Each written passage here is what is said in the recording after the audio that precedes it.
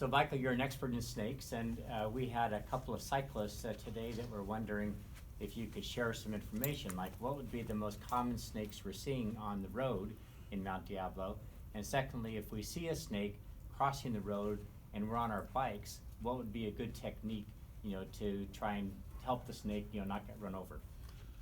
Okay, let's take it first of all for the most common snakes that you might see.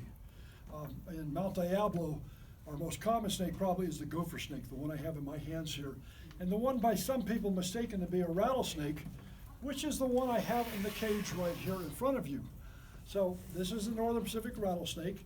That's the average length of the snake too. It's about 3 foot long. In this case, they average between 3 and 3.5 feet, occasionally up to 4 feet long. The gopher snake can go anywhere from,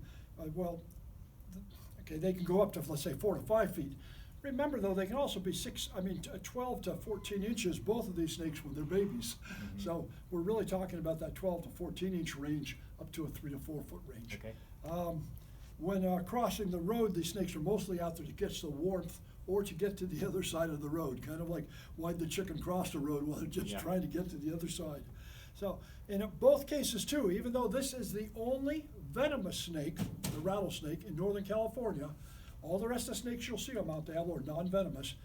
Even though it is venomous, it is not aggressive towards people. It wants to be left alone. Obviously the non-venomous ones want to be left alone too. What problem happens is occasionally snakes will actually literally freeze or stop moving with the hope that you, being the large predator, does not see them. So sometimes in roadways you have them out.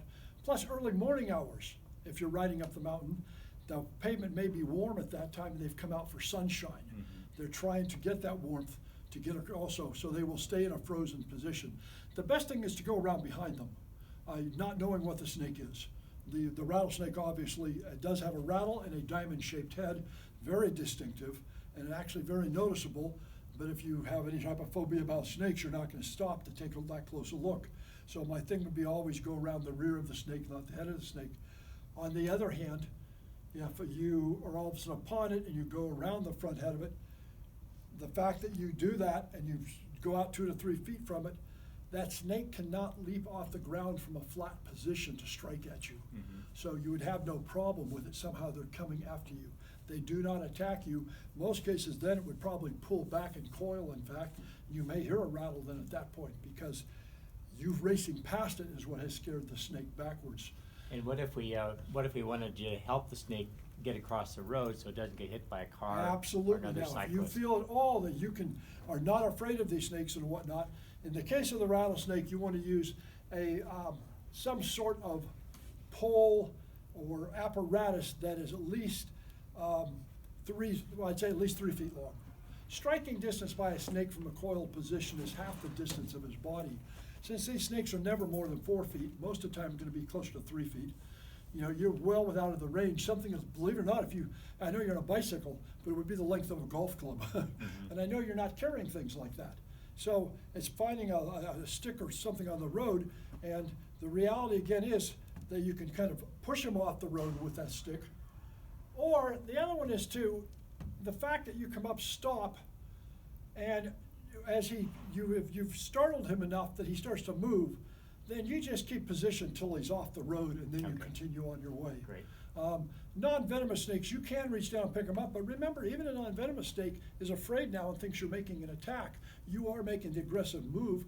So if you do try to pick them up and move them off, they may strike at you. That does not mean that they're doing that because they want to eat you. Right. They're doing that really as a defensive move. So even a gopher snake or a king snake that you might see. So our common snakes are the Northern Pacific rattlesnake, the only venomous snake, the gopher snake.